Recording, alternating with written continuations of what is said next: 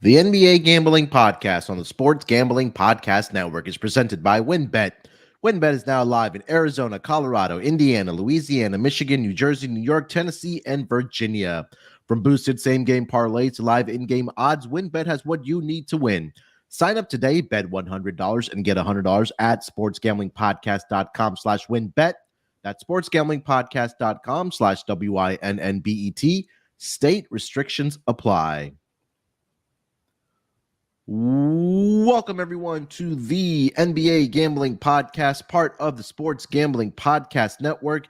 It is Tuesday, January 10th, currently 11:08 on the East Coast, here to break down the Tuesday betting card and do a brief recap of what we saw yesterday in the association. But I got my guys here with me today. First, you guys know him as the voice of the Tennis Gambling Podcast, the WNBA Gambling Podcast, the NFL Gambling Podcast, and, of course, here on the NBA Gambling Podcast, it's Scott Studio Reichel. Scott, how's it going, my man? Doing pretty well. Had Georgia. No complaints. Looking forward to going through the NBA. I will be honest, I probably watched maybe 10 seconds of that game, if that. I saw the score at the end of the first quarter. I was like, okay, this game is over. I was going to say, the game was over in probably the 10 seconds you watched. It was one of those bets that I ended up making that I wish I bet more on, a minute into the game. But I'll take whatever. I did bet on it. I Georgia minus 12.5, actually, before the line moved upward. Is that the worst title game of all time? I mean, it's tough to say game because, of course, you have the NBA that does the series. We've seen some really bad NBA final series, which have been sweeps and stuff like that, but it's tough to beat a 50-point blowout in the title game. That's pretty not even be competitive. Yeah. It's bad. It was like the equivalent of, Broncos Seahawks? I think, that was the last thing I thought of when I saw the score. What was the title game with Oregon and Florida State? Didn't Florida State get rolled with Mariota and Jameis? That was the semis because Oregon ended up losing with Mariota to Ohio State. Okay, cool. Yep, but also joining us, you guys heard the voice there.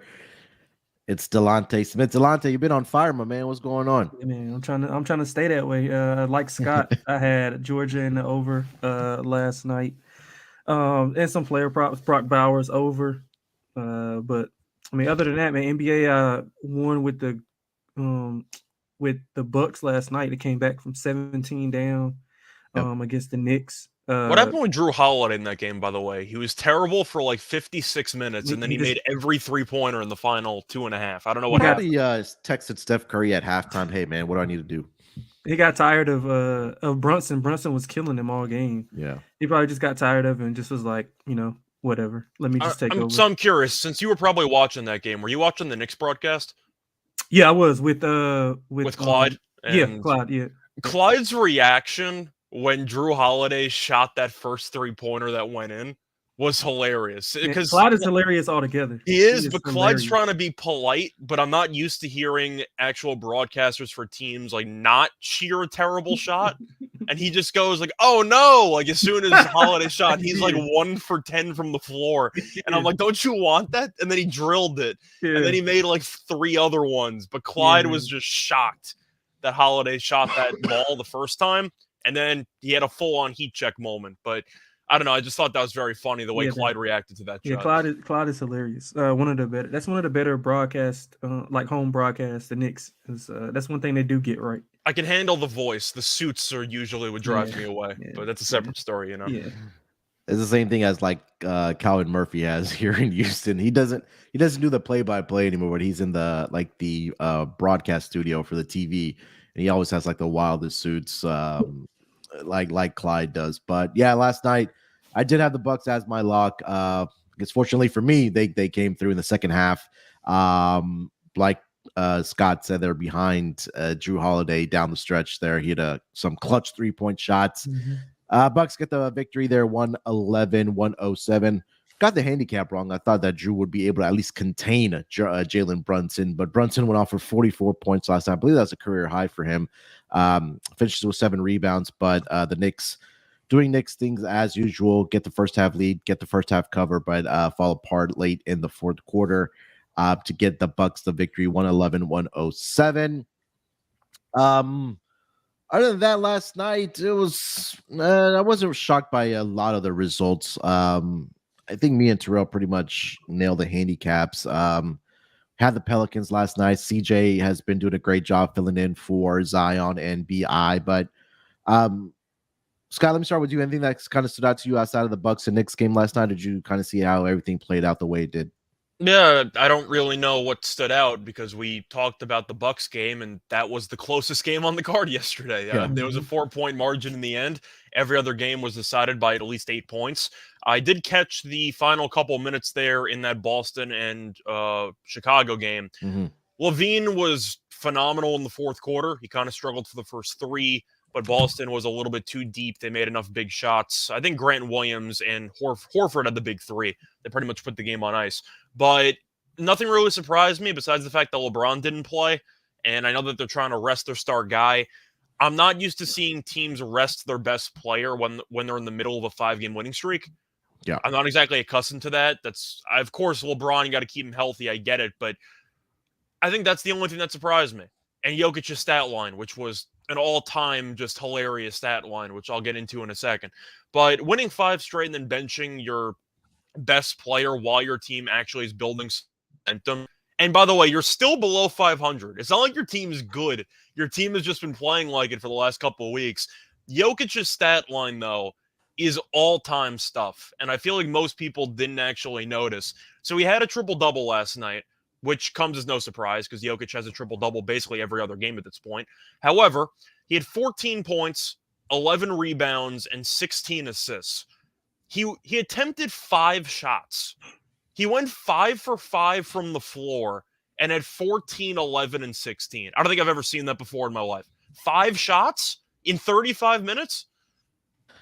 You think that it can't get any crazier with Jokic, but then he goes out and attempts 5 shots, but still ends up with 14 points. And we talked about it when we went to the propcast discussion with Luka versus Jokic, and the main thing I mentioned for Jokic's case is really the fact that it's efficiency based because he just doesn't, either voluntarily or however it works, he just doesn't want to put up the volume to shoot. And I still think if Jokic attempted 30 shots in a game just once a month, he could drop 60. Yeah. But people are going to look at his numbers and say, well, Luka's averaging more points per game. Luka's doing this. Yeah, if you also look at the shot attempts and you compare that with the volume and everything, then of course Luka's going to be shooting, scoring more points. He's attempting like 8 more shots a game. He's got the ball 98% more than Joker does. Pretty much. But if I told you that Luka attempted 5 shots in a game, you'd assume he got injured 5 minutes into the first quarter. Like, that's really the difference here. I just think that Jokic has such a crazy impact on the game where he doesn't even need to shoot the ball to still dominate. We saw it against the Grizzlies a couple weeks ago on TNT. Now we saw it last night. 5 for 5 for your best player. He's probably the most selfless superstar of all time because I don't know how many superstars would be able to just go into a game and say, I'm shooting it less than 10 times, let alone 6. That doesn't happen. That's kind of what shocked me. Yeah. I didn't see much from anything. Delonte, any takeaways from last night? Yeah, I didn't see nothing. Just the Bucks, man, just looking really good. They getting Ingles back in. A couple guys made big shots. Grayson Allen made a couple big shots. I just like the way that what Ingles brings to this team, and like as he gets healthier, he's going to be a big addition for them. Do you think they're good enough, by the way, without Middleton potentially coming back? Do you think this team is currently good enough with Ingles emerging as a solid role player? I would like to see them get a backup guard for Jrue. Somebody that can, knock down a 3 or 2. Carter is good defensively, but offensively, he's just not there yet. And I mean, maybe that's what they want. Maybe they just want to get the ball, more shots for Giannis, more shots for Middleton, and some Lopez rainbow threes. But I think they could use another guard for that second lineup. Yeah, I agree. We don't know what the status of Chris Middleton is going to be. Obviously, that's a big piece for them, but Giannis could continue doing Giannis things. Grayson Allen had some great shots for them last night as well. Joe Ingles had a big shooting night, like you mentioned there, Delonte. So, he's come back from that ACL injury, right? He's an older guy in the association, so it takes maybe a little bit for him to get his legs back under him and get back up to game speed, especially being with a brand new team as well, right, with the Milwaukee Bucks. So, I think the Bucks will go out and make some type of move. We've seen them do it in the past, but I don't think they need a lot to stay competitive. I think if they have health on their side, I think they're going to be okay. But again, that's always the biggest wild card in the association these days, I guess we can say. All right, guys, why don't we get into the schedule here for Tuesday night? Let's start off with the first game on the schedule. It's going to be the Detroit Pistons in Philadelphia this time. I know these two teams just matched up on Saturday, where the Philadelphia 76ers, did get the victory there. James Harden dropped a triple-double in that game. But this now shifts over to Philadelphia, where this line opened up in favor of the Sixers, -9.5. That number is currently sitting at -12 over on WinBet. Total opened about 230.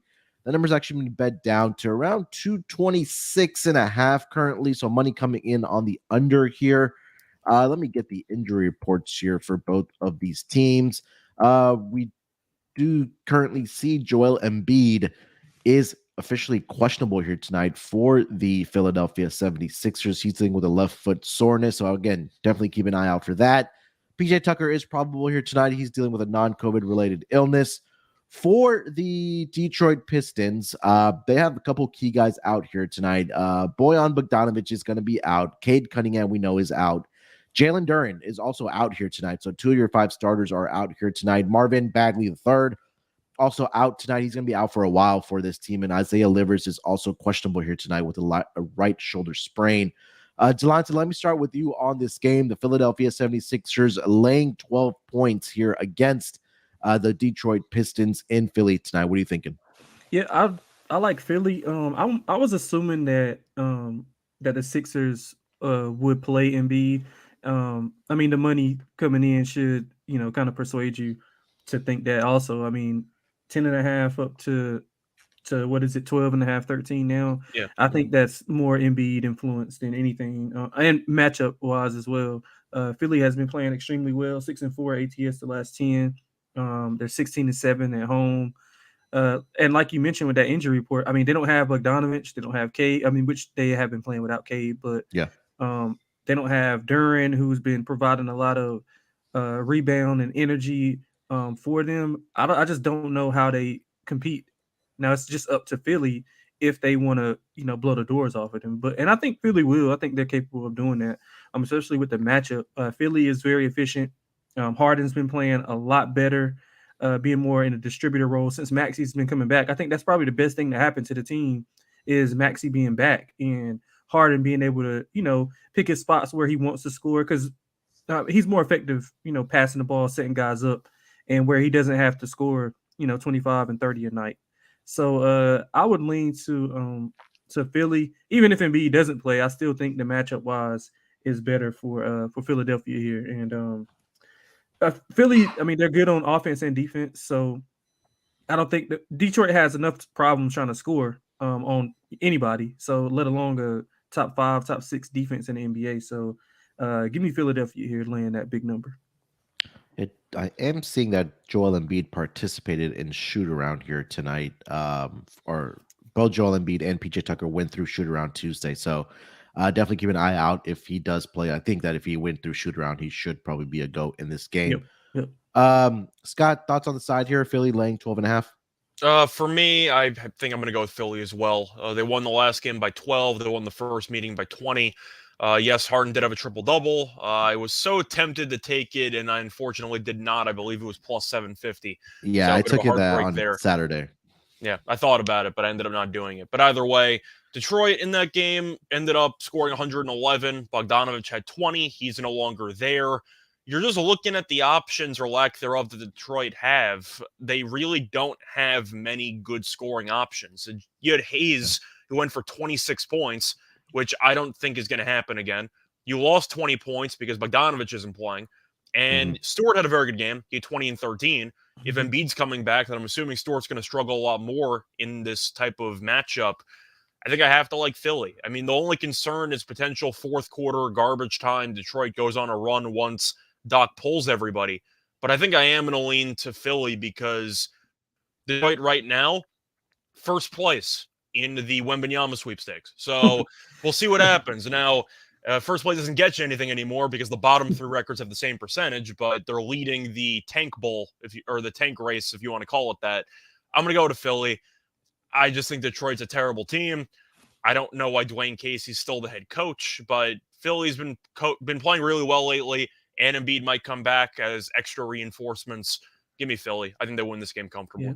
Before you go, Munaf, let me add another reason why I like Philly, Scott. I know you mentioned the fourth quarter thing is they're pretty deep. So I think their second and even third unit could be able to still go out, like with Shake Milton and DeAnthony Melton and some of those guys, Harrell. I think those guys will still be able to go out there and withstand that lead if they get it up to 16 to 17. So that was a part of my handicap as well, is just how deep they are and how banged up the Pistons are.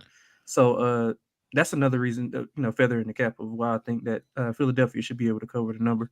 I want to make a case for getting double-digit points in an immediate rematch, but Detroit's so bad. Yeah. And they're missing Bogdanovich and Duran, who are two of the players I actually like on their team, but they don't have many players I actually like anymore. They're both not there. So I think I just don't have any faith in a limited Detroit team tonight. Yeah, I'm with you. Yeah, I mean, I agree with you guys. I mean, not much more for me to add. I think it's Philly here. Even without Joel Embiid, I think they should go out and take care of business. And again, I don't think that Detroit has enough. Without Bogdanovich, without Jalen Duren in the lineup. And Scott mentioned that if Embiid does go in this lineup, Stewart is going to have his hands full defending Joel Embiid. So he could get into foul trouble here tonight as well. So this should be an easy victory for the Sixers here tonight. I like them first half, full game, whichever way you want to play it. Any thoughts on the total here, guys? Currently sitting at 226. Delonte, I'll start with you on the total. Honestly, I kind of like. So I don't know how correlated this is, but I kind of like Philly over and Detroit under. I'm not sure if that probably works out towards the under in the long run. But I think Philadelphia has been scoring the ball extremely well, especially, like I said, with Maxey being back. He's got his legs back under him. He's shooting the ball really well. He's finding those creases and those lanes. And with Embiid back, it's another screener for him to come off those pin downs and get to the lane, get to the rim. Philly has scored 120 plus in 3 of the last 5 games, and without all that offense that you and Scott just broke down, I don't know who does it for Detroit. I don't know who scores. Philly has a great perimeter defense, so they're going to turn Ivy over, going to speed him up faster than what he is accustomed to, even though he's extremely fast anyway. But so that's going to cause a lot of chaos, going to have a lot of turnovers, a lot of fast break opportunities for Philly. So give me Philly team total over and Detroit under. I'll let Scott go, and I'll get those numbers. It all comes down to Embiid for me. I mean, not just because of the fact that it's actually going to sound counterintuitive, but I think that I actually like the under a lot more with Embiid playing because it's going to kill the pace. I think that I've talked about this before. Philly, when Embiid's out, they play a lot faster, especially with Maxey back in the lineup. Detroit wants to play fast too. Detroit doesn't have many quality offensive options. I mentioned before, Bogdanovich not just being great in the scoring element, he also creates space. If you want to talk about Ivy cutting to the hoop and kind of creating room for some of the guards to get downhill. With him being out, I do think that's going to be a problem. Sadiq Bey had the game winner against Golden State. He's been terrible the entire season. So I do think that Detroit is going to struggle offensively. I agree with Delonte about that point. But I think I'm going to lean under because with Embiid coming back after missing a couple of games, he might be a bit rusty. And once again, I think the pace might be hurt by Embiid's return because they want to get him involved and they don't want to make Embiid run. They're better off when Embiid is in the half court. So I'm going to go with the under because I just think if Embiid does play, then you're looking at what should be a slower pace game than what we just saw. I'm going to wait until I find out if Embiid's playing or not, though. Yeah, I agree. Yeah, I think this is going to be more of an under game. Detroit is for whatever reason, their defense, if you just look at the numbers, they are better at home.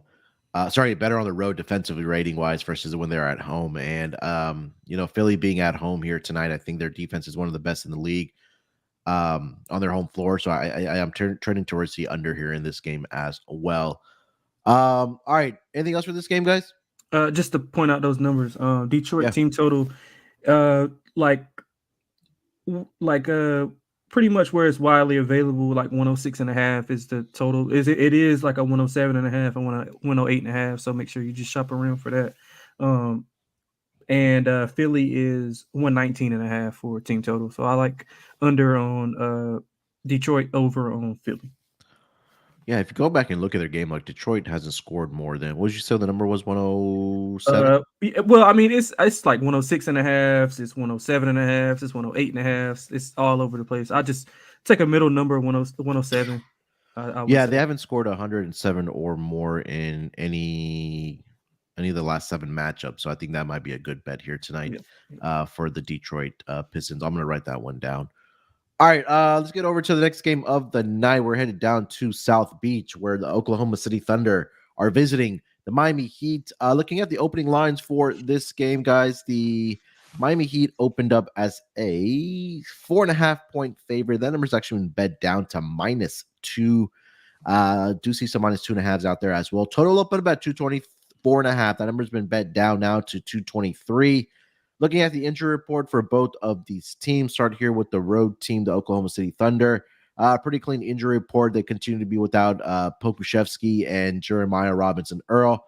For the Miami Heat, questionable tonight are Bam Adebayo and Tyler Hero. Officially out tonight, Duncan Robinson, Caleb Martin, Kyle Lowry, and Omar Yurtseven are all out. Probable are Dwayne Dedman and Gabe Vincent. So, again, it's always an adventure going through the Miami Heat's injury report. But let's start with the side here. Scott, I'll let you lead this one off here. But Miami Heat are a currently 2-point, see over on WinBet, 2.5-point favorite against the Oklahoma City Thunder here tonight. I think I'm going to lean OKC. It's really annoying to try to handicap Miami Heat games because you just don't know what type of effort you're going to get, and you also don't know who's playing. I saw Hero get hurt. I watched that game against the Nets. It was a final possession, non-contact injury. I thought for a second he destroyed his knee. Turns out it was an Achilles thing. It's a bit sore. I don't think he's going to play. Based on how I saw Hero react after he injured it, it didn't look good. He was on the ground for a couple minutes, and then he got up, and he was limping around. I don't think he's going to play. So that's just, based on what I saw, that injury looked like it was going to cause him to miss maybe even a couple of weeks. I mean, it turns out he avoided a serious injury, but it didn't look good. I think he's not going to play in this game because of it. Miami's benching half the team again. They're one game over 500. I watched them against the Nets, I said before, and Durant got injured. And they blew a 9-point lead in the fourth quarter to a Nets team with no Kevin Durant. Like, I don't think this Heat team is good. I've been roasting them for months, and everyone kind of kept saying, well, they'll figure it out. We're going to wait it out. We're going to see what happens. We're halfway through the year. This team's not good. Like, they occasionally win games because of toughness and gritty effort and Adebayo playing really well, but their starters constantly miss games, and offensively, they're not very good. Defensively, they're a pretty good overall team. Losing PJ Tucker definitely hurt. But I think I have to lean to OKC because at least that team's healthy. They have guys. They have some chemistry. You're just throwing in a bunch of random starters for Miami every game, and it really hasn't been working. Now, Oladipo's been a lot better, so maybe he can put together a good game here. But, yeah, I don't really like how Miami's been playing. I think OKC, despite struggling a bit lately, can get the job done here because Shea and Giddey and company can really give Miami problems, I think, with some of their overall pace that they play at. I'm going to go with OKC. I just really don't like this Miami team laying points. I'm going to stay away from it in reality. Like, I don't want to bet this Heat game, but I do think that there's some value with OKC. Yeah, as you say that, Bam Adebayo and Tyler Hero have been ruled out for tonight. So, yeah, that's two key players and one star that you are without here. Delonte, Thunder and Heat, what do you got? Yeah, I mean, with that news, I would just lean to the to OKC. I mean, like you said, like both of you guys brought up, like Miami is just, it's so hard to just handicap, and them along with the Clippers, just like you never know what's going on. Miami did win the last matchup 110 to 108 in December. They were 2.5-point road favorites. Jimmy didn't play, but Hero did. And still, OKC had a lot of success. All 5 of their starters had 12 plus points. SGA had 27. OKC's won 2 straight. They are on a 5-game road losing streak, however. But I think they've been playing better. I think they're getting better with those young guys are starting to build a rapport. I love how Jalen Williams is playing, the St. Mary's Jalen Williams, not the other one. I like how he's playing. I like how he's having the ball in his hand and being able to create when SGA and Giddey are like not on the floor, or if they want to get SGA, rolling off some of those pin downs and coming off staggered screens or whatever the case may be. I think he's a great creator. So I'll be looking at some of his assist stuff. Depending on how it's always tricky with OKC because they have so many guys that they play. It's kind of hard to, figure out, okay, who's going to play when, who's going to play with who. But overall, as far as the game, with Bam, no Hero, I'm guessing Jimmy's going to go. I mean, I would just lean to OKC. Nothing strong. If they can control the pace, they should be able to win the game. I mean, it'll probably fall down to maybe like 1.5. So if you could find a cheap OKC plus price on the money line, I'd just go ahead and take that. They're 7th in pace, OKC, and we all know Miami wants to slow it down to 28th in pace. So as long as OKC can get up and down, I think they got a good shot to win the game outright. But I won't be playing it. I'll be watching. Yeah, Miami just not very good against the spread at home this season. They're 6-13-1 against the spread, 4-12-1 as home favorites here tonight. For the season. And right now, as it stands, they are a 2-point favorite against the Miami Heat right now. Against the OKC Thunder tonight. But yeah, I'm with OKC here as well. And again, that was a game that they matched up in OKC where Tyler Hero had to really go nuclear for them to win that game. I think he had that game winner with about a couple seconds left there. Yep. They got the 2-point victory there, but now they're without Tyler Hero. Jimmy Butler should be back here tonight. I would probably be intrigued by a double-double price or a triple-double price for Jimmy Butler here tonight because he's pretty much the only guy that's out there as far as rebounding the basketball in the offense. I know Scott mentioned Oladipo. He's been looking pretty good as well, but I think the ball and the minutes will be played by Jimmy Butler here tonight. So I think those are 2 props that do intrigue me. Thoughts on the total here, guys? Currently sitting at 223 here, Scott. I have no idea. Like, I wanted to be over with the Thunder, but the Heat play so slow. Like, something's got to give in this game. I have no idea. You can make a case either way, just because they have conflicting styles. And, Miami really doesn't want to run because the team's older. I guess I'm going to lean under because of it, but I don't have any strong opinions about it. I'll lean under, but once again, I really can't touch Miami games. I don't know what to expect from this team day in, day out, besides some questionable offensive minutes. So I'm going to lean under. Yeah, nothing for me on the total either. Delonte, you have anything? Yeah, I don't have anything either, but if some of the viewers, if they like, I think it's correlated. If you like either side, if you like the Thunder, you got to go over thinking that they'll control the pace and score some points. If you like Miami, they're going to slow it down, play a slower pace. 4 of the last 5 have went under. They're still 7th in defensive rating with all those mixed lineups. So if you like the Heat, you want to go under. If somebody want to throw it together, correlated parlay, I think both of those got a big chance of hitting, depending on which side you like. But other than that, I don't have a feel for it. I would play the first quarter under. Both teams are going to get off to, even though OKC likes to run. First quarter, they're a little bit more stagnant, and I think I think Miami's defense can be able to stifle them coming out early. So if they're going to get off to more pace and dictating the game, it's going to be later on in the game. So I think that some of those first quarter numbers are intriguing for the under as well. All right. Before we get over to the next game of the night, let me tell you guys about our presenting sponsor. That is WynnBET. WynnBET is the official online sportsbook of the Sports Gambling Podcast Network, and WynnBET is active in a bunch of states, and there are tons of ways to win, including live betting and same-game parlays. The NFL playoffs are here. Great promos, odds, and payouts are happening right now at WynnBET, and if you're ready to play, sign up today to receive a special offer. Bet 100, win 100. Limited state availability. There's so much to choose from. All you have to do is head over to sportsgamblingpodcast.com/WynnBET. So they know that we sent you. That sportsgamblingpodcast.com/WYNNBET. Offer subject to change. Terms and conditions at WynnBET.com. Must be 20 years or older and present in the state where playthrough WynnBET is available. If you're somebody you know has a gambling problem, call 1-800-522-4700. Roster brought to you by Underdog Fantasy. At Underdog, this season never ends. Right now, you can play their fantasy football playoff best ball, the Gauntlet, with $1 million in prizes up for grabs. They also have a ton of daily games for NBA and NHL. Plus, when you use promo code SGPN at UnderdogFantasy.com, you get a 100% deposit match up to $100. That's UnderdogFantasy.com, promo code SGPN. All right, guys, let's get over to the next game of the night. That's going to be the Charlotte Hornets headed up to the 6 to take on the Toronto Raptors. This line opened up in favor of the Toronto Raptors at -7. The number's been bet up to -8 at some spots. Total opened up at 231.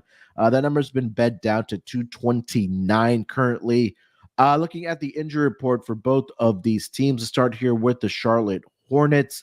They are without Gordon Hayward here tonight, who is doubtful with left hamstring soreness. And we know about Kelly Oubre Jr. is going to miss about 4 to 6 weeks with the left hand surgery. For the Toronto Raptors, pretty clean injury report. Everybody is healthy except for Otto Porter Jr., who's dealing with a left foot injury. Let's start with the side here, guys. Delonte, I'll let you lead this one off here. Toronto currently sitting at -7.5 against the Charlotte Hornets. My like power rating number says to play Toronto, but my eye test and some of the things that I think Charlotte does well will combat with what Toronto does well. So I'm leaning towards taking the Hornets and the points. The Hornets do not get it misconstrued. They are horrible, like in all metrics. They're like bottom 5 in defensive and offensive metrics, especially shooting, bottom 5 in defensive and offensive rating. But however, they do play well on the road. They are 13-8-1 ATS on the road. Now, some of the matchups in this game I think are pretty intriguing. I think that LaMelo might struggle, which you would think if he struggles, then the Charlotte Hornets have no chance. But I think some of those other guys, PJ Washington, Terry Rozier, to a lesser extent, those bigs could have some success against Toronto's smaller front line. Plumlee game? Say it again. Plumlee game?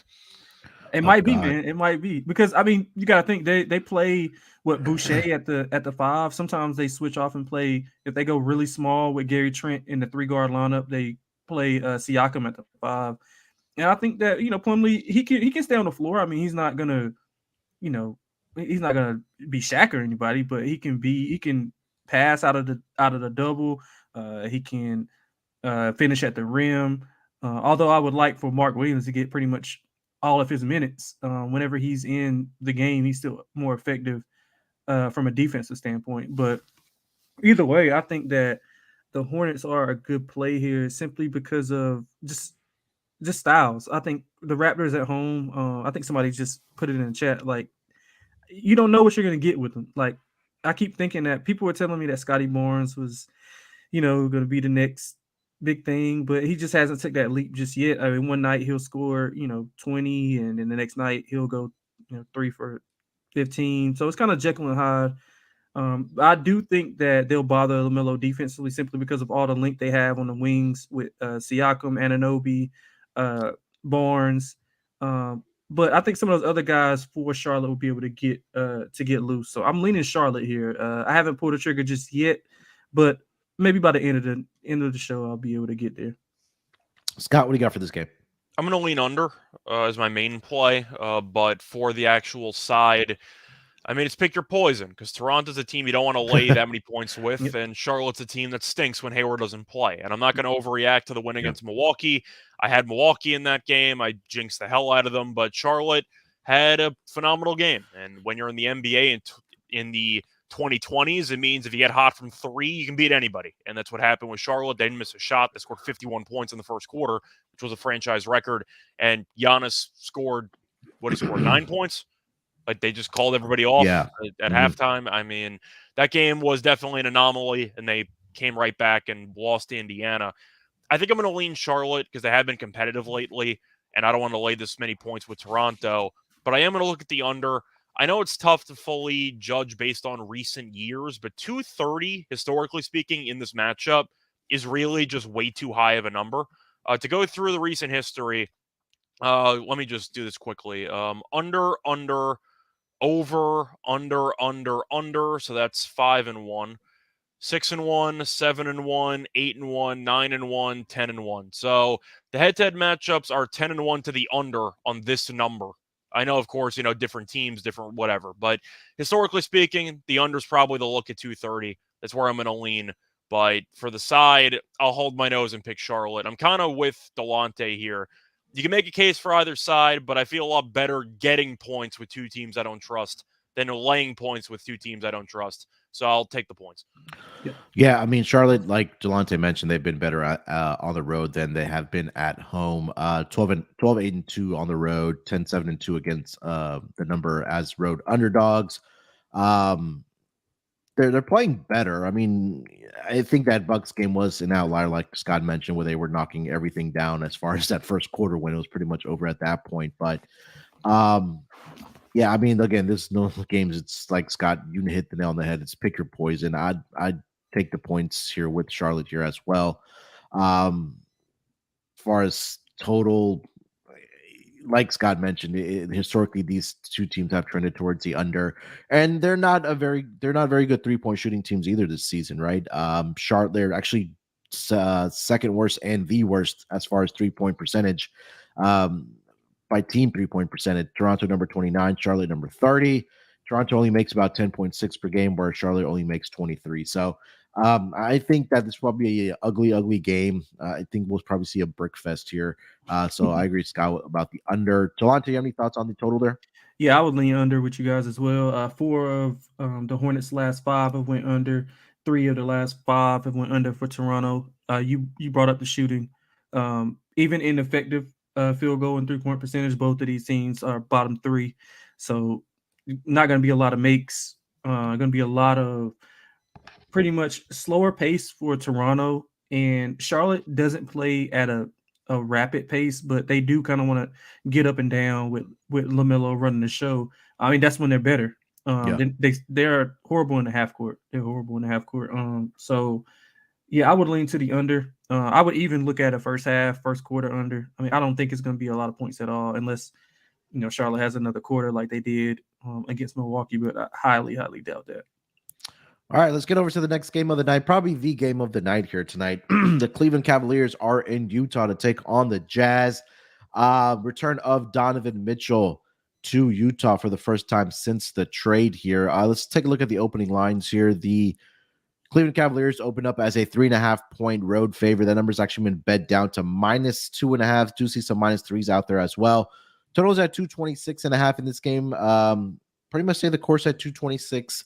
Starting to see some 227s as some of the sharper books for the total. Looking at the injury report for both of these teams. For the Cavs, pretty clean injury report. Nobody of significance is on there. For the Utah Jazz, THT is out tonight. Kelly Olynyk continues to be out. And Colin Sexton is also out here tonight for the Utah Jazz. Again, Donovan Mitchell returning back to Utah here tonight for the first time since the trade here. Delonte, let me start with you on the side here. Currently seeing that the Cleveland Cavaliers are a 3-point road favorite in Utah tonight. What are you thinking about the side? Yeah, I don't really have a strong feel for it. My gut is telling me that Cleveland will win by 5 or 6 points. That's like be a lot of emotion for Mitchell. And I think, he didn't leave on bad terms or anything like that. I think Utah still will embrace him to a certain degree. But I think matchup-wise that Cleveland should be able to do what they want, especially guard-wise. Utah is horrible at guarding guards. So if you want the point guard and shooting guard position, it obviously is what Donovan Mitchell and Darius Garland play. So in the last 5 games, Utah has gave up 21 to Tyus Jones, 24 to Desmond Bane, 38 to Levine, 23 and 30 to Jalen Green and Kevin Porter Jr., 37 to De'Aaron Fox, and 29 to Tyler Hero. So that tells me that Donovan Mitchell and Darius Garland are going to have a big night in Utah, especially with all the emotions swimming around. They're going to be up for this game. Both teams they like to be more efficient than they do as far as pace-wise, getting up and down. Utah will get up and down, but Cleveland, they play with the traditional two bigs, so they want to be able to, play in the half court. They're really good in the half court.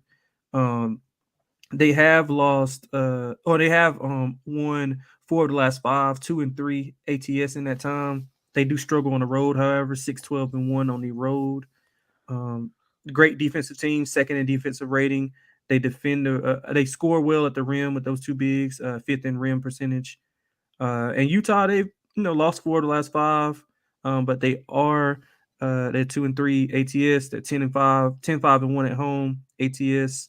And we all know they thrive as an underdog. This is a short underdog road for them. But I think I would lean to Cleveland and land a short number, simply because I think those guards are going to be too much to handle for Utah, who doesn't believe in playing defense at all.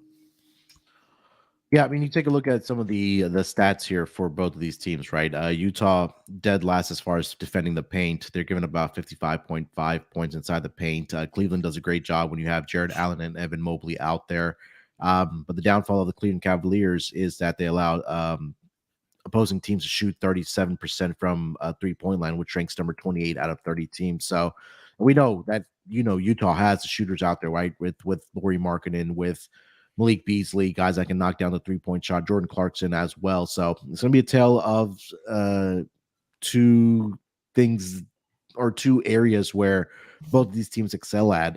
So I think that it's going to be a fun game to watch. And both these teams like to get up a three-point shot as well. They're both top 5. Utah is top 5 as far as attempts per game, where they get up about 40 per game. And as far as pace goes, Utah above average. They're ranked number 12 on the season. Cleveland dead last as far as pace goes here tonight. But yeah, this is going to be a fun game to watch. Scott, let me get to you here on the side. -3 right now for the Cleveland Cavaliers. Well, I know Terrell's somewhere slamming the Jazz because they're underdogs at home, but I don't think I can do it. I think I'm going to lean Cleveland here. I know that Cleveland's not the greatest team on the road. I get all that. But these teams are just heading in opposite directions. Cleveland's been playing really good basketball. And if you go through their recent performances after smacking Phoenix twice, which at this point is basically a bye because Phoenix is falling apart. But if you're looking at Cleveland's recent results, they've won 4 of 5. Utah, I said it a couple weeks ago, but now I think it's officially confirmed. It was a fun ride. It was a lot of fun, and nobody expected anything out of you, but you're 3 under now. The bottom is completely fallen out on this team. Gave it a good run, but defensively, they're so bad that they just can't get enough stops to actually win games. But the Jazz, to go through the actual numbers, are 1-7 in their last 8. They are awful, and they've also lost the last 2 home games. They played Miami, played Sacramento, and they lost those as well.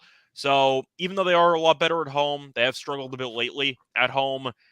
I'm going to take Cleveland. You could argue the Mitchell game is going to provide a bit of a spark for the team emotionally. Maybe he goes nuclear. Maybe you see Markkanen go nuclear and they balance out. But the main difference for me is going to be the paint. I just think Cleveland with Allen and Mobley will be able to really clog up anything that Utah wants to do at the rim. And if I'm going to dare Utah to shoot roughly 50% from 3 or shoot roughly 40+% from 3 to remain competitive in this game, I'm going to take my chances. But Utah, as far as I'm concerned, has fallen off a cliff. I'll lean Cleveland, especially with this short number. Yeah, over the last 10 games, Utah Jazz ranked number 29 as far as defensive rating at home. Cleveland on the road are, over the last 10 games, where's Cleveland? Cleveland, number 23. So I'm kind of expecting to see points here tonight. We can transition to the total here, Scott. What do you think about the total here at 220? What did I say? 226.5? Yeah, I have to like the over here with Utah being involved. You mentioned how Cleveland doesn't guard the 3 well. The first game, Cleveland blew them out in the land, which isn't that surprising because Cleveland at home is still insane. But they did their part offensively. They scored 122 points. Utah did not even crack 100. Utah just could not hit a shot to save their lives, particularly from 3. Let me just pull up the numbers here because I know it was hideous with Utah from 3. They shot 10 of 34. So they shot 29.4% from 3, shot 38.7% from the floor. But that's also why I like Cleveland. Cleveland, yes, they shot 57+% from 3. I'm not expecting that to happen again. They shot north of 61% from the floor. Utah couldn't get a stop to save their lives. Cleveland really ended up having a lot of free points in the paint, and Cleveland called off the dogs once the game got out of hand early on. I'm going to go with the over as well. I see points in this game. Should be a fun one, but I think Cleveland does enough to win this game by at least 3. Based on current form, once again, this number feels a little bit too short. Yeah, I agree. Do you see how many points they scored inside the paint there, Scott? That was actually close. Cleveland scored 50 in the paint. They gave up 46 to Utah. I don't have the splits with the starters and bench unit for that metric because, once again, Cleveland was up by 20 basically after about 2.5 quarters. So, yeah, it's pretty tricky to fully find the context behind the stats in that game. But Utah, I know for a fact, can't guard anybody, and Cleveland can. That's good enough for me. Delonte, thoughts on the total? Yeah, I would lean over. I think Cleveland will be able to get what they want. Like I rattled off the guard numbers, so I think that easily Mitchell and Garland can put up 60 combined. Whether you want to go 35 and 25 or 40 and 20 for whatever reason, I think they shot 15 of 23 in the last matchup combined. They got what they wanted. Efficient. Scott read off the numbers. Inside, I think that they'll be able to control the glass with, of course, Mobley and Allen. I am looking for Mobley to do a good job on Laurie. So if he can do a decent job and hold him to, a tough shooting night, I don't think the Jazz have enough offense elsewhere to be able to cover that number. But I like the over as well. I think we should probably mention the player props in this game, at least for Donovan Mitchell, Lauri Markkanen. Right now, seeing Donovan Mitchell at 28.5 points. Lauri is at 25.5. Jordan Clarkson at 20.5. Scott, any of those you have an opinion on? Well, the Mitchell one's going to be the obvious one that everyone's going to take the over. I'm assuming it'll be the either most bet prop at sports books or at least top 5. So if you want to fade the public, take the under, but I'm not going to do it. I think Mitchell should have a pretty good game here because, once again, Utah can't guard anybody. But for Utah, I probably would have to lean over with Markkanen just because the guy's an absolute savage. Like, he's been playing so good, and I do think he's playing so well, and I just can't really go against him because I do think that he's that tweener that could give Cleveland problems. They don't really have anybody that match up well against tweeners. Maybe a Okoro. That's kind of it. But with the amount of pick and rolls you're on in today's league, I'm not sure if it even matters who your matchup is. But I do think that you're going to end up seeing Clarkson chuck it a lot. I'm not sure if it's going to go in, but I am going to go with Markkanen over. I think Markkanen's going to try to go blow for blow here against Mitchell, and I think that they're both going to have good games. I'll go with the over on those two. Clarkson's tricky because the shot quality is so bad, but he's so good at making the tough shots. You know what I mean? Like, Clarkson's average shot difficulty, probably the highest in the league, just being honest. Every shot he takes, it looks like he's not even looking at the rim, but it goes in half the time. That's the Kobe in him, man. It really is, the Mamba mentality. But I'm going to go with the over on Mitchell and Markkanen. I see points, so I'll take the 2 best players to play well. Delonte, thoughts on the total? That's right, the player props. Yeah, I'm honestly, I want to play Laurie under, thinking that Mobley will do an incredible job on him. Mobley usually, those guys, the guys of that stature and his size, he's able to stay in front of and be able to contain him. And with Allen at the back, it's not going to be, easy finishes for Laurie. And if they force him to shoot a lot of threes, I think Mobley will do well on him. I'm not going to play it, but I haven't played it yet, but I'm leaning towards it, hoping it gets a little higher. I like Garland over 19.5. I think it's 19.5, 20. Routed off the numbers about the guard play that Utah can't defend. Mitchell, I would lean over. I wouldn't play it. It's kind of high. I'm not sure how emotional he'll be or, how well they'll try to sell out to stop Mitchell from having a good game. So I'll just lean on Garland to go over 19.5. That's actually one of my better plays of tonight. Garland over 19.5. By the way, I see a prop in the comment section. I don't mind. If I'm taking the Clarkson over 2 hands thrown in this game, I'm on the under actually because he never actually throws. It's really weird because Clarkson looks like he got his fighting stance from Popeye, and I don't know why. He's got the hands up, but like he ducks one lower, and he's never going to actually throw. So Yeah, these dudes ain't trying to actually fight. I'll go with the under. What's Terrell's team that he has? These dudes ain't trying to fight. There we go. Real. There we go. Yeah. Jordan Clarkson, Hall of Famer. The only one that I think is actually trying to fight is Isaiah Stewart. Yeah. I think he's actually trying to fight people, but that's basically it. So I'm going to go with the under on Clarkson hands thrown because he just tries to mean mug while he holds his hands up. That's kind of his thing, right? Yeah, that's 100% true. All right, let's get over to the next game of the night, guys. It's going to be the Phoenix Suns in the Bay Area to take on the Golden State Warriors. Looking at the opening lines for this game, the Golden State Warriors open up as a 10.5 point favorite. That number's been bet up to minus 11.5. Starting to see some minus 12s pop up as well. Total open up at 229, ticked up half a point to 229.5 for this game. Looking at the injury report, let's start here with the Phoenix Suns. They are going to be without Devin Booker, Cam Johnson, Chris Paul has been ruled out for this game as well. Cam Payne is out for this game as well. And Landry Shamet, Torrey Craig, and DeAndre Ayton are all questionable here tonight. For the Golden State Warriors, Jonathan Kuminga is out. JaMychal Green is out. Andre Iguodala is probable. Klay Thompson is probable here tonight as well. James Wiseman is out. But the big news for the Golden State Warriors is that Steph Curry is officially upgraded to questionable. He's been out for the past several weeks dealing with that shoulder issue. So definitely keep that in mind if as we get closer to game time to see if Steph is going to be playing here tonight. Officially questionable right now as of around noon on the East Coast. But let's start with the side here. Scott, I'll let you lead this one off. Currently sitting at minus 11.5 in favor of the Warriors hosting this Phoenix Suns team, which is absolutely depleted. Yeah, it's really going to come down to Curry for me.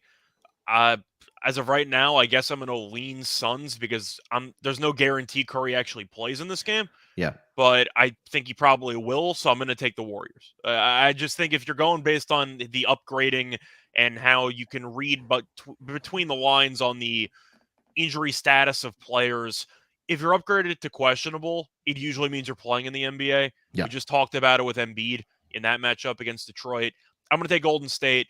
I don't feel great about laying this big number because of how awful they've been defensively with Kuminga being out. They have no wings. They can't stop anybody.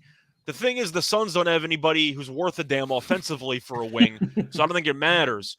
But the Suns are horrible. Half the team's hurt. They're really, really falling apart, and I think I have to lean Golden State. Once again, if Curry's out, maybe it's a bigger discussion. My favorite play is the under. Phoenix can't even reach 100 points at this point. They can't score. I don't know why this total is so high, but I got to go with the under. I think you're going to see a rock fight from one of these two teams at least, but I will take Golden State. I'll assume Curry's going to play. Thompson's back in the lineup, but do you just blindly take Warriors first quarter, Warriors third quarter, go back to all reliable and just expect first quarter for sure? Because if Steph comes on that court, all those guys are going to get an extreme boost. It's going to be like they got the Space Jam water. As soon as he comes the crowd's going to go crazy. As soon as he comes out on the court, they're going to go nuclear. So I think somebody brought it up in the chat. Big winner. Yeah, the first quarter, probably the best play of the night, honestly. Yeah, Phoenix has lost 9 of the last 10 games, and like Scott mentioned, I mean, they just don't have anybody that can put the ball inside the basket. They've scored 100 or less in 4 straight games, 83, 88, 96, and 98. And now you're going up against a Warriors team. Let's just say Steph even isn't out there. You still have Klay. You still have Jordan Poole. You still have, Draymond Green that can run this offense. They can still put the ball inside the basket. I'm not sure if the Phoenix Suns are going to be able to keep up with the scoring of the Golden State Warriors here tonight. And even if Steph is out there, I would probably look at his assist. It might take a little bit for him to kind of shake that rust off for Steph Curry here tonight. But obviously, like, Delonte mentioned, it is a boost when Steph Curry is out there that, hey, your squad they're fully healthy. I know you're still missing like Kuminga and some of the role players, but when your core guys are out there with, Wiggins has been back as well for this team as well. So this team is finally healthy. At least the starters are. So I think this might be a trifecta spot for the Warriors. We take them first quarter, first half, and full game. But this Phoenix team they're not very good right now, especially with all the injuries that they are dealing with here.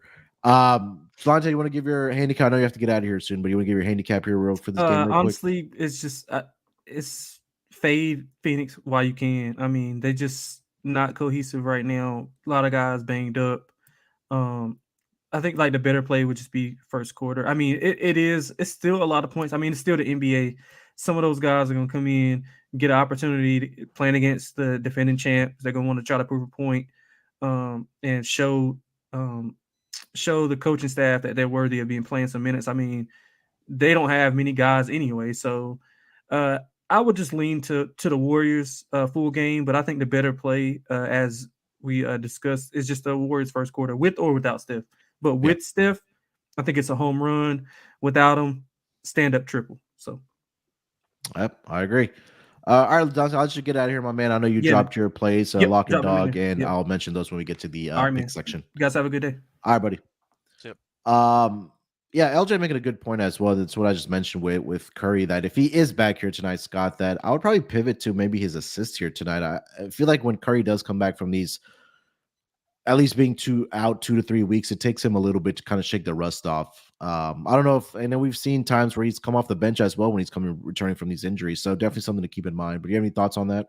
Yeah, you always have to worry about a star player coming back, and there's going to be a bit of rust, which is also why I kind of lean to the under in the Philly game. Just not sure if Embiid's going to be rusty or if the offense is going to struggle trying to over-adjust to getting him the ball instead of just letting the offense flow naturally.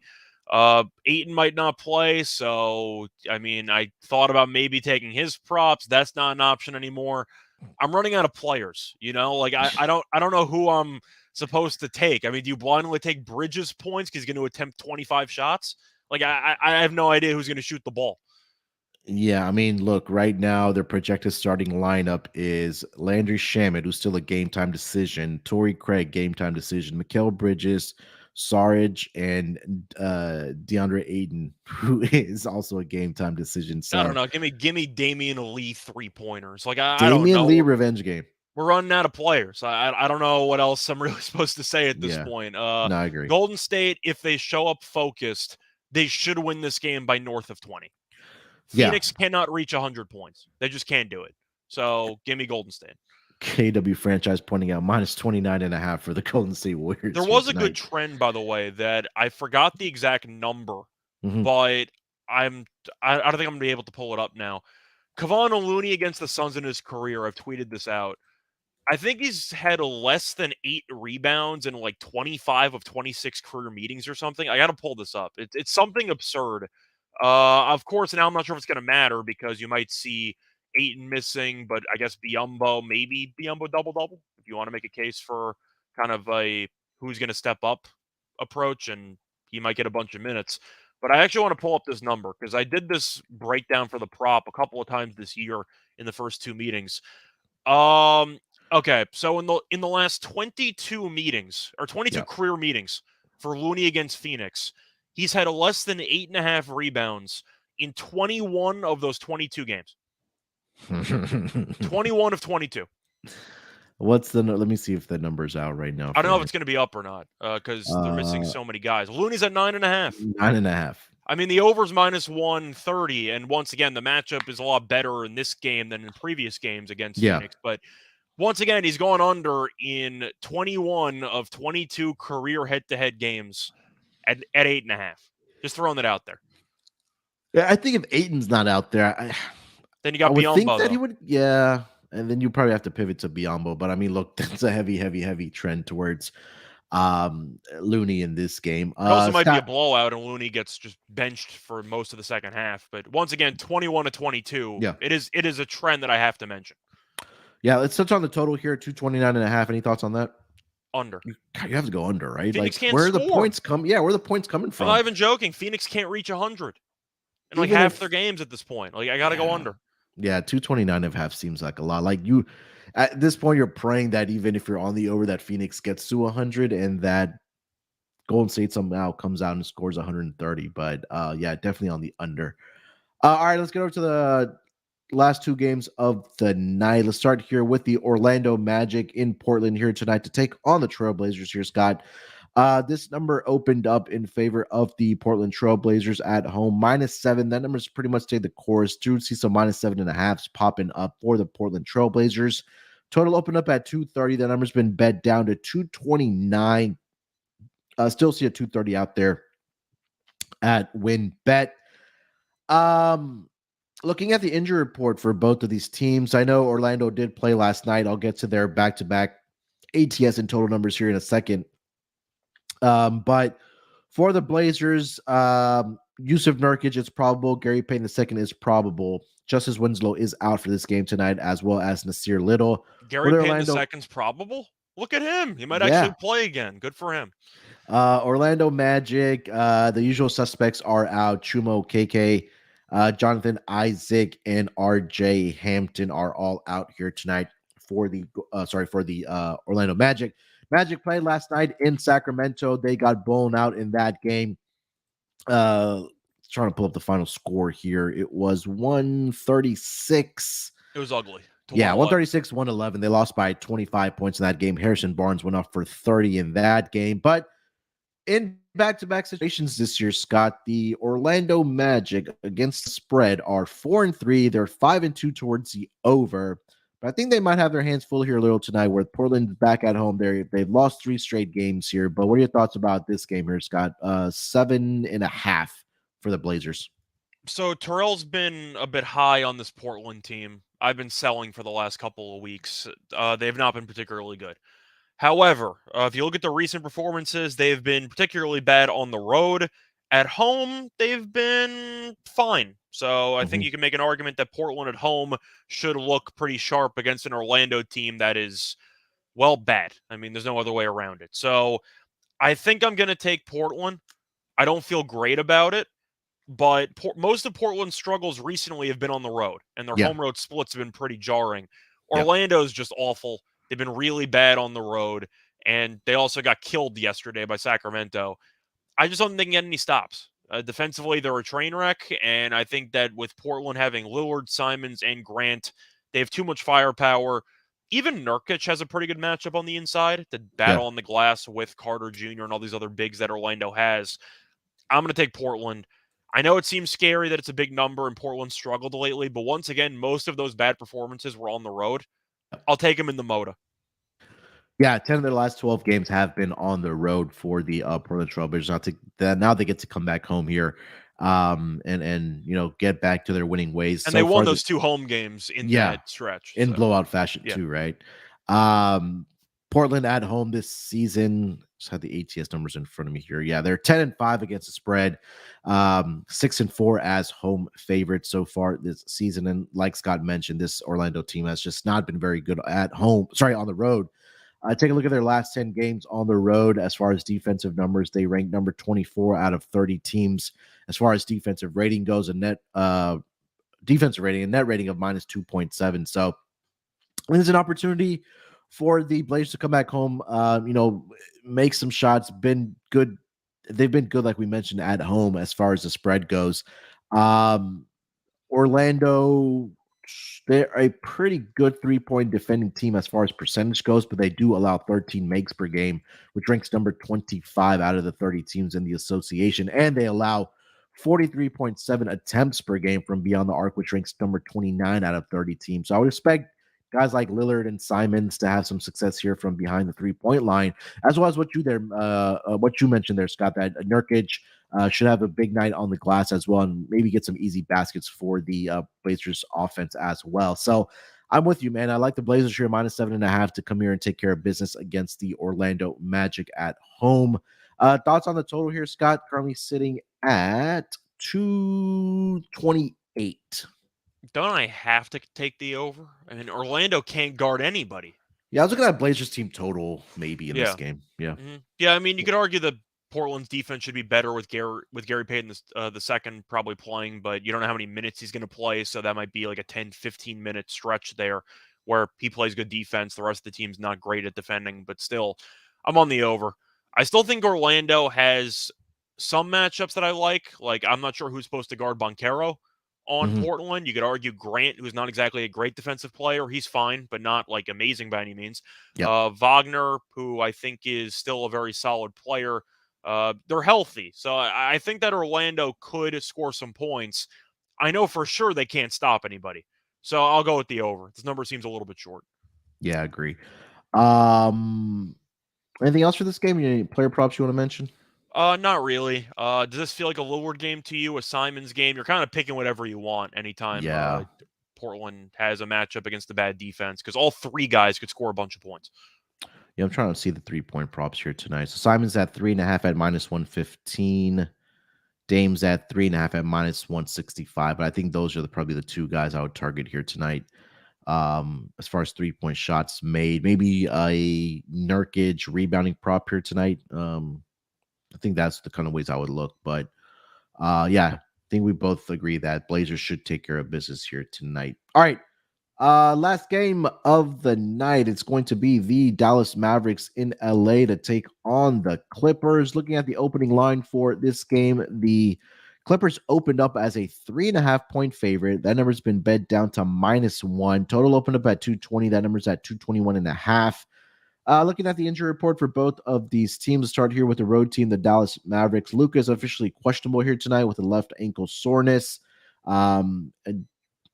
DFS, Dorian Finney-Smith continues to be out with a right abductor strain. Josh Green and Maxi Kleber continue to be out as well for the Dallas Mavericks. For the LA Clippers, Luke Kennard has already been ruled out. He has a right calf issue. Paul George also out with the right hamstring soreness.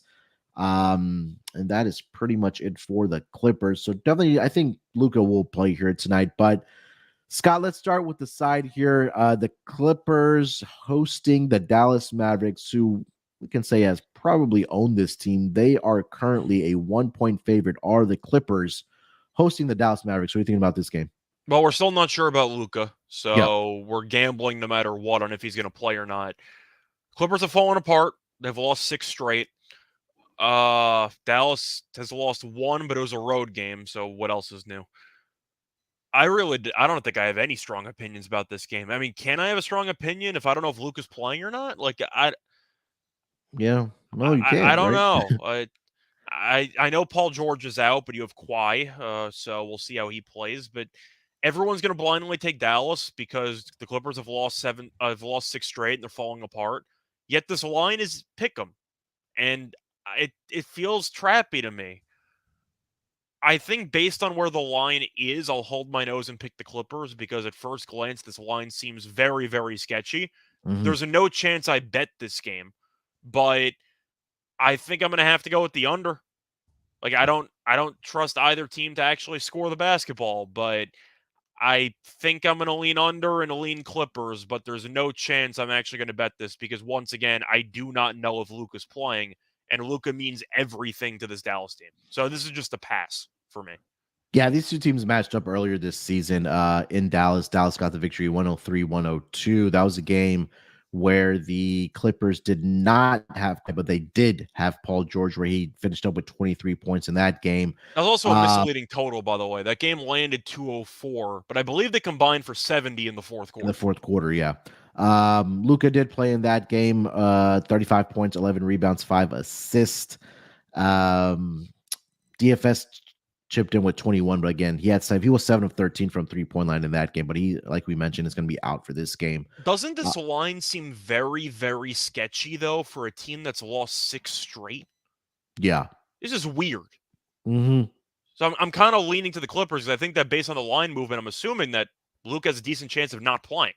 But once again, I don't know. Yeah, I don't know either. I think the only play that I did like for this game, what you said about the under, but also probably looking at Kawhi's points prop here tonight. It is at 25.5, but he is starting to play a lot more minutes. Last game, it was against the Atlanta Hawks, where he ended up playing 38 minutes for the Clippers. He finished that game up with 29 points. But he's pretty much the offense right now. I watched that game. The ball is in his hand 90% of the time. Mm-hmm. Whether he's getting double teamed or trying to get to the mid range, knock down the jump shot, or get to the free throw line, or find an open shooter. So Kawhi at 25.5. It is at -140. Definitely shop around and see if you find a better number for that. But any player props you do like for this game, Scott? I am wondering if I want to take Zubac double-double. And he, historically speaking, has not been great against Dallas because they space the floor, they chuck a lot of threes, all that stuff. But you're looking at Dallas's actual front court. Do they have many big men that can shoot threes? I mean, I know that they use Christian Wood kind of in a center role, but Kleber's currently injured. They don't really have a backup center that can shoot. Do you think Zubac has a role in this game? Because it kind of feels like he does in some type of rock fight we're about to see again.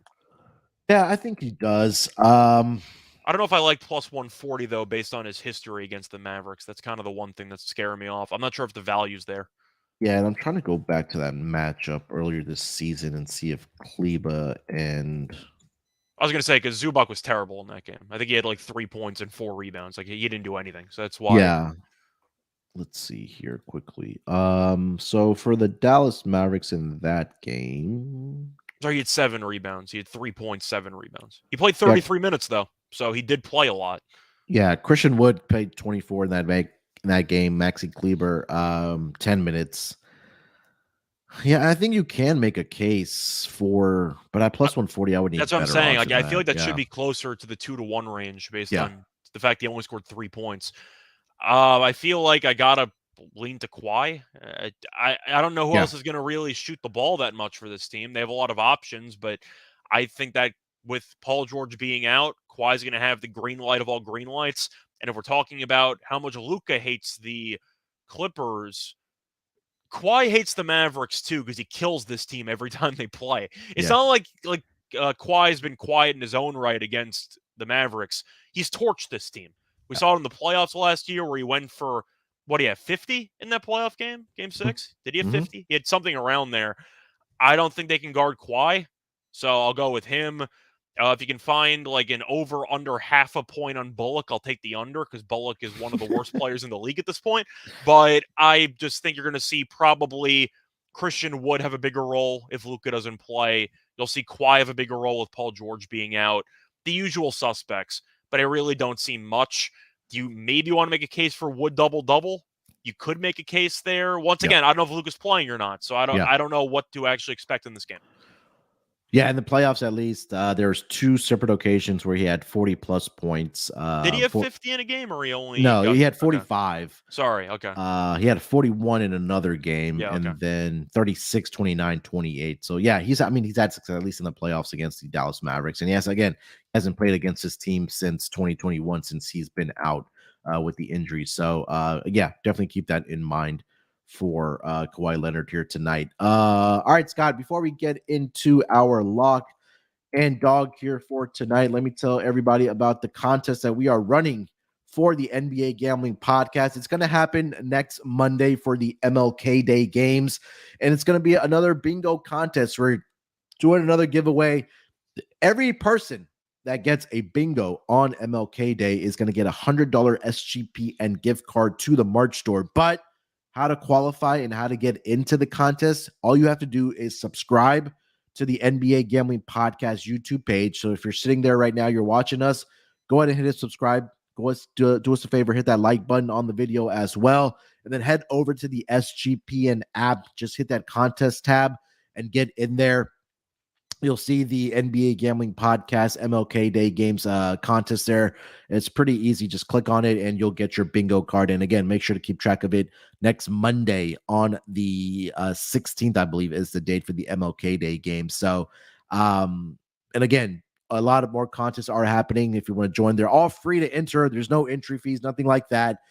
Get all the links exclusively on the SGPN app. And again, make sure to get into our bingo giveaway contest for next Monday for the NBA Gambling Podcast contest over exclusively on the SGPN app. All right, Scott, let's close it out strong here, my man. Let's get into our lock and dog for the Tuesday night schedule here in the association. I'll let you lead it off, man. What's your lock and dog for tonight? All right.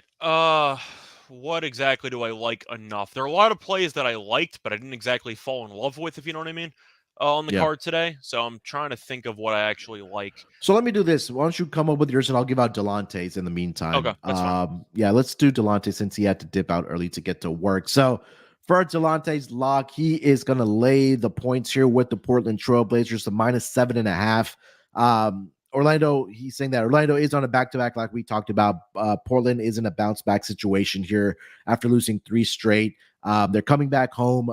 We talked about this, Scott and I did. Most of their last, 10 to 12 games were on the road.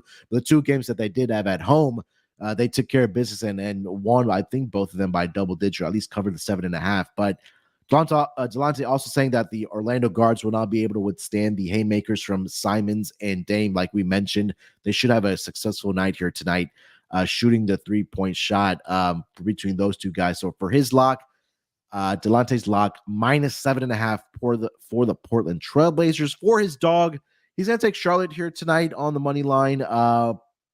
Charlotte, he mentions in his handicap, they are better on the road, 13-8-1 against the spread. Toronto doesn't shoot the ball well. Neither does Charlotte, like we talked about with those 3-point numbers.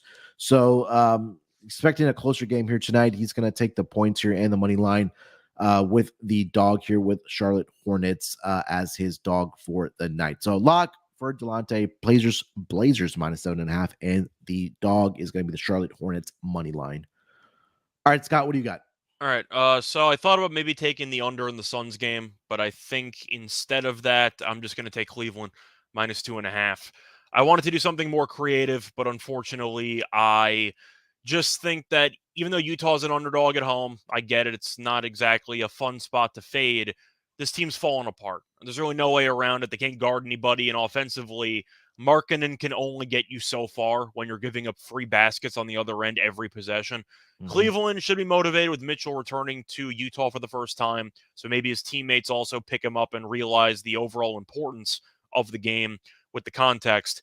But they're the much better team. I just think Cleveland can really dominate in the paint. They'll dominate on the glass, and Garland is still very tough to guard. Mitchell's almost impossible to guard. Give me Cleveland. I just think that this team is playing good basketball at the right time. Utah's falling apart. I'm going to go and take Cleveland -2.5. All right. And for your dog for the night, what do you got? So I have a couple options. I thought about OKC +2. I could also go for a player prop. I might go for the Hail Mary player prop swing here. Give me Josh Hart double-double at +400. All right. I like the odds at 400. The only concern is potential blowout, which could be an issue. But you're looking at Hart's recent games against Orlando. He's actually been really good. Now, he hasn't played against them since 2021, but in 2 of the last 3 games, he's had a double-double, including 14-plus rebounds in 2 of the last 3 games. So Hart has done a very good job on the glass against his Orlando team in the past. We know Portland tends to play a bit smaller besides Nurkic. Nurkic is -140 for a double-double, but Hart's a very good rebounder. I think +400 is actually a very solid value play there for a guy who is really a great rebounder for his size. You could argue that he's the best rebounder in the league for a guy his size. I think it's a good price at 4-1. So I'll take Josh Hart. But if you want to play it safer for another dog, either OKC money line or Stewart double-double at +105. All right. I like it. All right. For my lock tonight, this number just doesn't make sense to me, but I'm going to go with the Phoenix Suns team total under 109. We talked about all the injuries that are happening right now for the Phoenix Suns. They're already without Devin Booker and Chris Paul. They are also without Cam Payne, their backup point guard. And the official questionable tags tonight are Torrey Craig, DeAndre Ayton, and Landry Shamet. I know the Warriors haven't been very good defensively, but offensively, I think the Phoenix Suns have been a lot worse. They haven't scored more than 100 points, like we mentioned, in 4 straight games. And they haven't scored, more than 110 points in I don't know how many of their last games. So it's just a question of who's going to score this basketball right now for the Phoenix Suns. And even if DeAndre Ayton is in, or even Landry Shamet is in tonight, I just don't think that they're going to be efficient from the floor. Are the Phoenix Suns. So I'm going to go with the team total under for the Phoenix Suns at 109. That's currently over on WinBet. For my dog, I think I'm just going to double dip in the same game and just get an alt spread here for the Golden State Warriors. I'll take them up to, let's just go 15.5 at +160. If you want to ladder this up all the way up to 20+ victory for the Golden State Warriors, that's at +275. The highest I see is 21.5 at plus 350, but I just think this is a smash spot for the Golden State Warriors. They did lose a game earlier this season in Phoenix where they gave up 130 points, but that was a game where they had 3 separate players did the Phoenix Suns that scored 20 or more points between Bridges, Devin Booker, and Cam Payne. Now, 2 of those 3 guys are out tonight between Booker and Cam Payne, who accounted for 56 of the 130 points there tonight. So again, I think that they should lock in defensively a little more here tonight. Should the Golden State Warriors, even if Steph Curry is in or is not in, I just think that the Warriors just come out and smash this team. Again, this is not very good for Phoenix right now. So officially as the dog, I'll give it out at 15.5. But if you guys want to ladder this all the way up to 21.5, I'm not mad about that. I think this should be a easy victory here tonight for the Golden State Warriors. So minus 15.5 at plus 160 for my dog for the Golden State Warriors here tonight, Scott. Yeah, I mean, of course, with the Suns being without a bunch of key pieces and with Golden State having a revenge angle potentially, Clay hates this team. I'm assuming most teams don't exactly like the Suns. So you might see a little bit of extra, rubbing salt in the wound there for Golden State. Did he get ejected in the last game? No, he did. And then he pointed to the, because he was getting killed by Booker the entire game. He had 2 points, and then he got ejected. But I think you'll see Clay play better. The motivation should be there. So, yes, I like that play too. I mentioned the Looney prop just based on trend if you want to take that as well for the under for rebounds. But with the matchup now, it's a completely different animal. So I'm not sure if I can actually fully endorse it. But Golden State, if they want to, should win this game by 20. Yeah, should. I agree. So there you go. All right, that's going to do it for this edition of the NBA Gambling Podcast. If you haven't already, make sure to subscribe to the YouTube channel here for the NBA Gambling Podcast. Make sure to get into the MLK Day games bingo contest. Again, $100 gift card for every single winner over to the merch store for SGPN. Scott, anything else you want to mention before we get out of here, bud? Not really. A lot of interesting games on the card. Hopefully we'll make some money. Decided to swing for the fences with Josh Hart at plus 400. So hopefully he gets there. We'll see what happens. But I do think at the end of the day, we're going to see how bad Phoenix actually is. Yeah, we definitely will. Make sure to follow Scott on Twitter at Reichel Radio. Follow me on Twitter at SportsNerd824. Make sure, if you haven't already on Twitter, follow the NBA Gambling Podcast account at SGPNNBA. Scott and Terrell will be back tomorrow to handicap the Wednesday games in the association.